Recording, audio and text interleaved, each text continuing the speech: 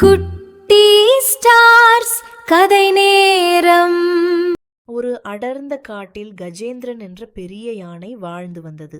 தான் மிகவும் வலிமையானவன் என்ற கர்வம் அதற்கு அதிகம்.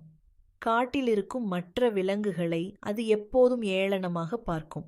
ஒரு நாள் ஒரு சிறிய எறும்பு தன் உணவை சுமந்து கொண்டு மெதுவாக சென்று கொண்டிருந்தது.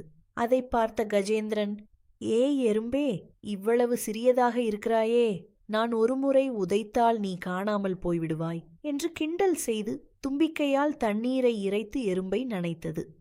எறும்பு அமைதியாக, யாரையும் குறைவாக எடை போடாதீர்கள் நண்பரே, காலம் வரும்போது நானும் உங்களுக்கு உதவக்கூடும் என்றது. யானை இதை கேட்டு சிரித்துவிட்டு சென்றது. திடீர் ஆபத்து. சில நாட்கள் கழித்து காட்டில் வேட்டைக்காரர்கள் வைத்த ஒரு பெரிய வலையில் யானை மாட்டிக்கொண்டது. எவ்வளவு முயன்றும் யானையால் அந்த வலையை அறுக்க முடியவில்லை. வலியால் அது சத்தமாக பிளவரத்தாங்க பிளிறியது. யானையின் சத்தத்தை கேட்ட அந்த சிறிய எறும்பு உடனே தன் நண்பர்களுடன் அங்கு வந்தது. எறும்புகள் அனைத்தும் சேர்ந்து வேட்டைக்காரர்களின் வலையை தங்கள் கூர்மையான பற்களால் கடித்து துண்டாக்கின. வலை அருந்ததும் யானை விடுதலையானது.